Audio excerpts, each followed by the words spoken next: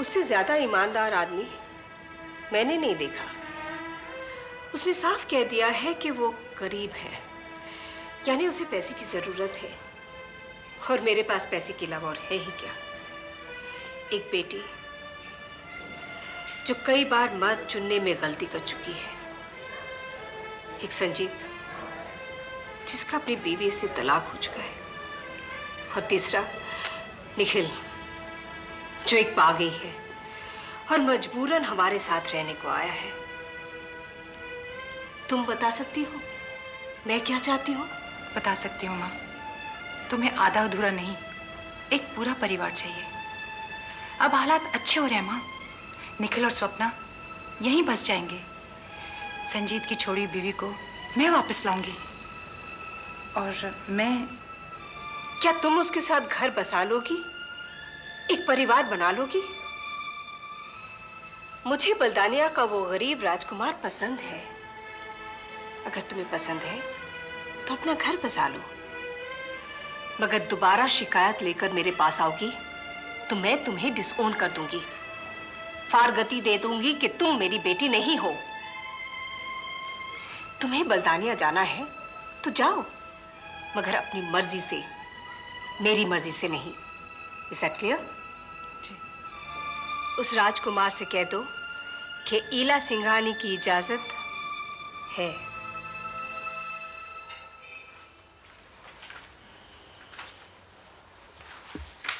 तुम्हारी ड्रिंक।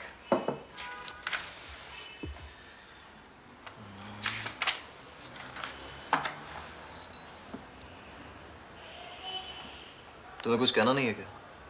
क्या? अव्वल तो मैं बहुत कम आता हूँ, बिजी रहने की वजह से फोन भी नहीं करता हूँ। तुम्हें धरती जैसी धीरज है। कैसे? शिकायत भी नहीं करती हो तुम। कम से कम शिकायत करोगे तो मेरा गिल्ट कम हो जाएगा। शिकायत नहीं मुझे तुमसे। हाँ, एक बात जरूर पूछनी है। ललित, पहले तुम काम से भागकर मेरे पास आया करते थे, अब तुम काम को भी अपने साथ लाते हो।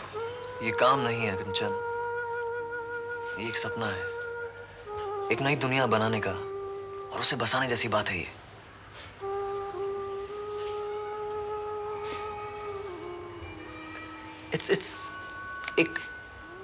It's like a dream. एक ऐसी दुनिया जहां पर पोल्यूशन नहीं होगा, जहां पर क्राइम नहीं होगा, जहां पर बीमारी नहीं होगी। जानते हो इस सपने का नाम क्या है? Silicon valley.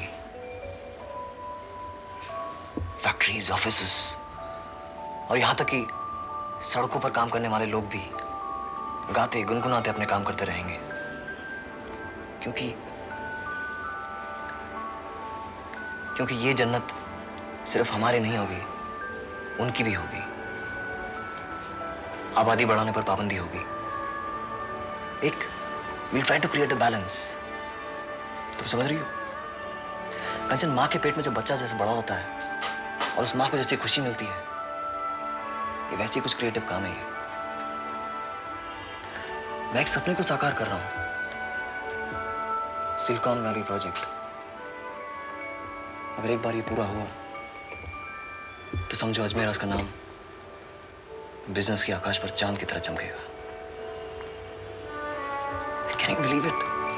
हमारे देश को एक नई उन्नति की राह मिली है। हमारे finance minister Manmohan Singh, prime minister Narasimha Rao, दोनों बुजुर्ग हैं, पर उनके दिल कितने जवान हैं। उन्होंने देश को उन्नति के नए राह दिखाए हैं, नए क्षितिज बनाए हैं। आज पूरा देश एक तरक्की का जुलूस बन चुका है, और मैं इस जुलूस में पीछे नहीं रह जाना चाहता। तुम समझ रही हो मैं क्या कर रहा हूं? What achievements are there just waiting for us? मैं बहुत अच्छी तरह समझ रही हूँ। तुम आगे बढ़ोगे, मुझे कितनी खुशी होगी। ललित, मुझे तुम पर हमेशा नाज था और हमेशा रहेगा। मुल्ला नसीरुद्दीन का बेटा एक दिन कुएं पर पानी भरने जा रहा था, घड़ा बगल में दबाए। मुल्ला ने उसे अपने पास बुलाया। ए इधर आओ। वो पास आए। मुल्ला ने उसके कान मरोड़े और एक छापड़ मारा और बोला, घड़ा कुएं में नहीं गिरना चाहिए, घड़ा टूटना नहीं चाहिए और पानी घर पहुंचना चाहिए। बच्चा सिर हिलाकर चला गया। अब मुल्ला के दो दोस्त बैठे थे। उनमें से एक ने कहा, भाई मुल्ला, ये तो सरासर ज्यादती है। बच्चे ने कुछ किया थोड़ी था, तुमने उसके कान भी उमेट दिए और झापड़ भी मार दिया। मुल्ला बोला, नुकसान हो जाने पर जो लोग बच्चों को डांटते हैं, सजा देते हैं, मैं उन बेवकूफों में से नहीं हूं।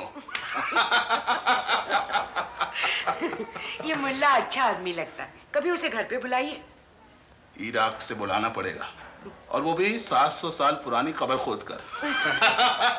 और अगर वो आ गया तो तुम रसोई घर से बाहर नहीं निकलोगी। अब तो आपको रात भर रसोई घर में रहना ही पड़ेगा। आपके मुल्ला नसरुद्दीन आ गए।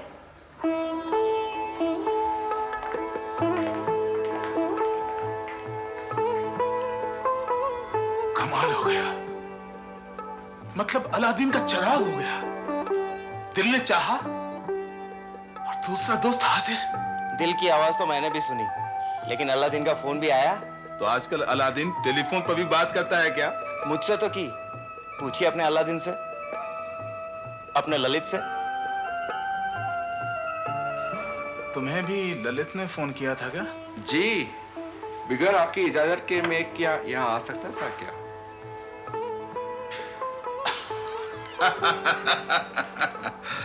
ये सारा जाल बच्चों का फैलाया हुआ है, ताकि हम यहाँ से कहीं जा ना सके। एक काम करते हैं, जाल को भी अपने साथ उड़ा कर लेके चलते।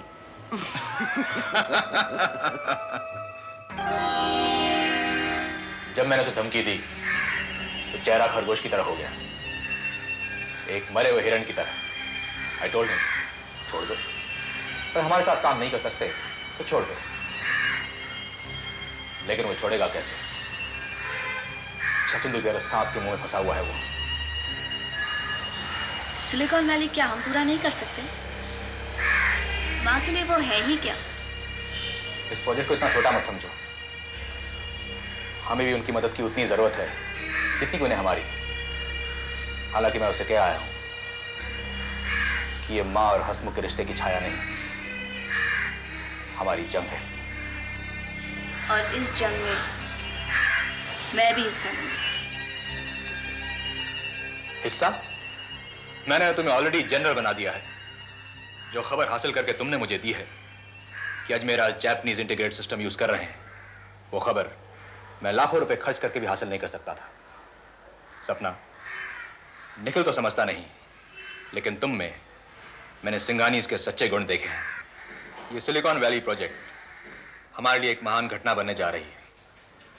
सिंगानीज और अजमेराज आपस में दुश्मन हैं, लेकिन तुमने एक घर का भेदी तोड़ लिया है। घर का भेदी?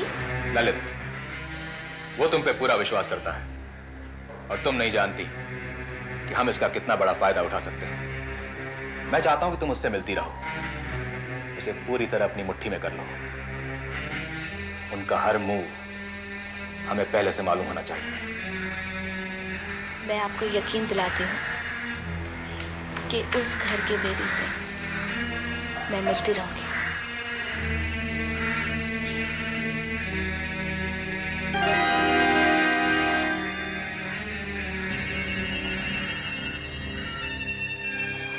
Very good. देखा तुमने? मैं तो देख ही रहा हूं, लेकिन सिलिकॉन वैली ने तुम्हें बिल्कुल अंधा कर दिया है संजीत। तुमने स्वप्ना को ये लाइसेंस दे दिया कि वो एक गैर मर्द से, यानी ललित अजमेरा से जब चाहे जितनी बार चाहे मिल सकती है। इससे क्या फर्क पड़ता है? These are minor things. Minor things? शायद इन्हीं माइनर चीजों की वजह से तुम्हारी शादी टूटी होगी। कम ऑन, शादियां दोबारा भी की जा सकती है, मगर सिलिकॉन वैली जैसा प्रोजेक्ट जिंदगी में बार बार नहीं मिलता।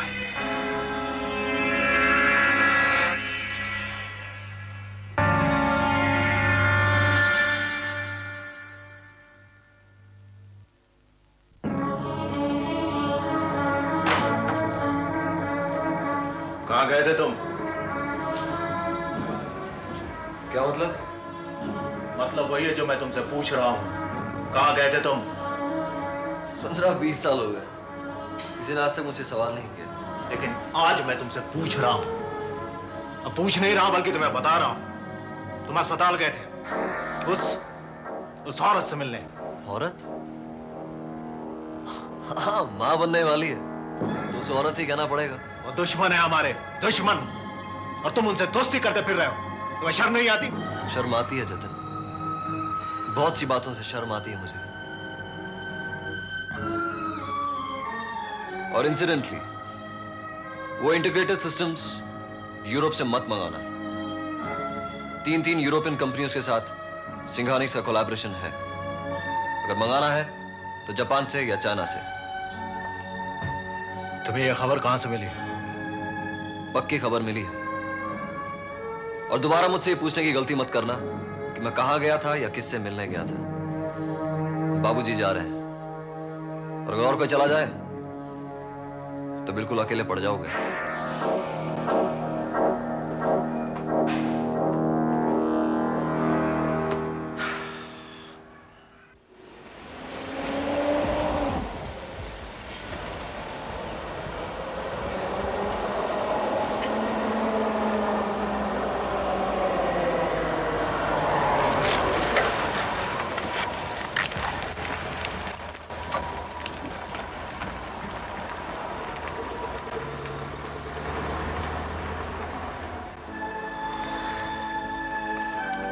वेलकम। इन खंडरों में तुम्हारा स्वागत है।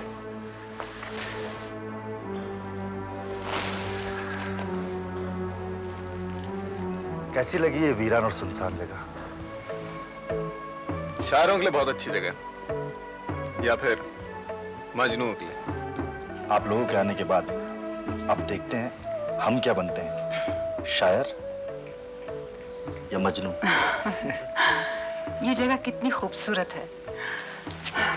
खुला आसमान और जमीन ऐसी कि दूर दूर तक जमीन के अलावा कुछ और नजर ही नहीं आता। सीमेंट की बिल्डिंगें देख देख कर मेरी आंखें पत्थर सी हो गई थी। It's so beautiful really.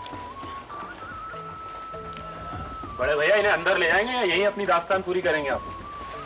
ये है मेरा छोटा भाई भुवनेश, और ये है सोनाली जी, जानता हूँ। और ये है रोहित। बड़े भैया आपके बारे में ही रात दिन बात करते रहते हैं। चलिए अब अंदर चलें प्लीज।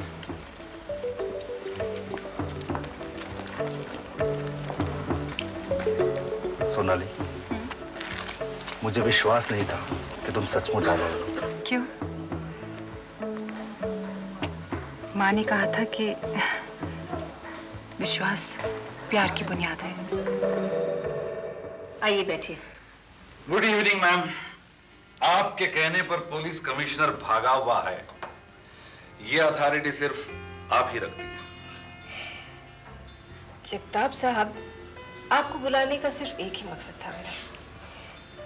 मैं जरा कंफ्यूज हो गई हूँ, उलझन में पड़ गई हूँ। उलझन सुलझाने के लिए मैं हाजिर हूँ। कहिए, पैर कहाँ फंस गया? इला सिंघानी के हाथ, पैर, आंचल, समझबूझ कभी कहीं नहीं फंसती। मैं सिर्फ आपसे एक राय मांगना चाहती थी। मैं राय के अलावा दे भी क्या सकता हूँ? सच कहा आपने। किडनैपिंग के बारे में हमने कोई रिपोर्ट नहीं दर्ज करवाया था ना? FIR में कुछ दर्ज नहीं है। यानी ना कोई किडनैपिंग हुई और ना ही आपने हमें बचाया? बचाया तो जरूर। आपकी बहू को छुड़ाकर लाने वाले हम थे। Of the record. वैसे हमने आपसे कोई मदद नहीं मांगी थी, करेक्ट? करेक्ट। किडनैपर से अगर मैं खुद बदला लूं तो क्या कोई कानूनन जुर्म होगा? डेफिनेटली।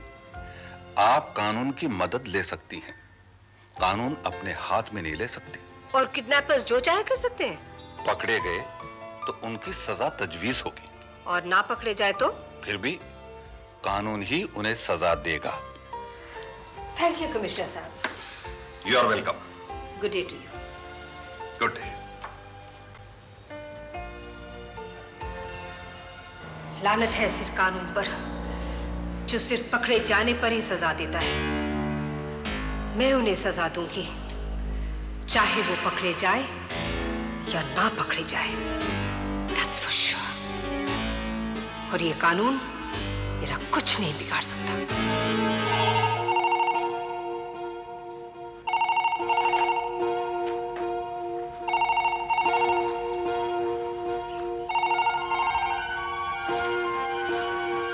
हेलो हेलो माँ, हाँ मैं सोनाली बोल रही हूँ। मैं तुम्हारे बारे में ही सोच रही थी। पहुंच गए ना? कैसा लग रहा है वहाँ? बहुत अच्छा लग रहा है माँ। ऐसा खुला खुला है यहाँ, जहाँ जमीन आसमान मिलते हैं ना, वो भी नजर आता है। बिल्कुल काजल की लकीर की तरह। बहुत जमाने के बाद कविता में बात करते हुए सुन रही हूँ तुम्हें। यकीनन बहुत खुश लग रहे हो तुम। आप मानोगे नहीं माँ, इस एस्टेट से कोई दूसरा मकान नजर आता ही नहीं। और अगर पड़ोसी से मिलना हो ना, तो घोड़े पे चढ़ के जाना पड़ता है। अच्छा ही तो है। वैसे भी तुम्हें भीड़ भाड़ से बहुत घबराहट होती है। रोहित कहाँ है? पास ही बैठा है, लो बात कर लो। बड़ी माँ, आप कैसी हैं? हाँ, आप सब लोग तो वहाँ काम में बिजी होंगे, है ना? और हम लोग यहाँ पर मजे कर रहे हैं। अच्छा बड़ी माँ, एक काम करना, संजीत को बोलना कि इस साल का कैवियर का ऑर्डर मैंने भीमसेन एंड कंपनी को दिया है। तुम यहाँ के आटे दाल की फिक्र मत करो एंड एंजॉय योरसेल्फ। बड़ी माँ, एंजॉय ही तो कर रहा हूँ। कल मैं और प्रिंस शिकार पर जा रहे हैं। प्रिंस? प्रिंस आसपास है क्या? हाँ, आप बात करेंगी? जरूर करूंगी। बड़ी माँ का फोन है। प्रिंस,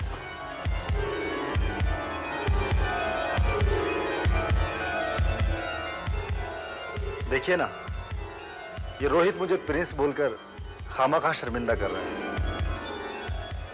सोनाली ना मिलती, आपका आशीर्वाद ना मिलता, तो हम तो कमंडल लेकर सड़क पर निकलने ही वाले थे। हम तो नए नए रईस हैं, वरना तुम जैसा हीरा लड़का कहाँ मिलता है?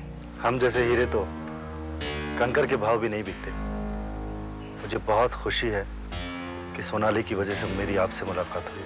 देखते हैं ये मुलाकात रिश्ते में बदलती है या नहीं। इम्तिहान तो मेरा ही है। इम्तिहान सभी का है। देखते हैं किसका क्या रिजल्ट निकलता है। Thank you madam. मैडम, ये लफ्ज पहले भी कहीं सुना है। रमन, तुम दोनों आवाजों को मिलाकर देखो तो कहीं तालमेल मिलता है या नहीं? एक बात मेरे समझ में नहीं आई। अगर आपको कोई शक था तो आपने सोनाली को जाने ही क्यों दिया? इसके दो कारण हैं। एक तो ये शक दूर हो जाए या फिर यकीन में बदल जाए, और दूसरा ये विश्वास था कि मेरी इजाजत लेकर जो आदमी सोनाली को यहां से ले गया है वो उसे नुकसान नहीं पहुंचा सकता, खास तौर से जब मैं जानती हूं कि वो कहां है। खैर, तुम दो लफ्जों पर ध्यान देना, मैडम और हीरे। मुझे दोनों लफ्जों के वॉइस प्रिंट चाहिए, जोगी का भी और प्रिंस का भी।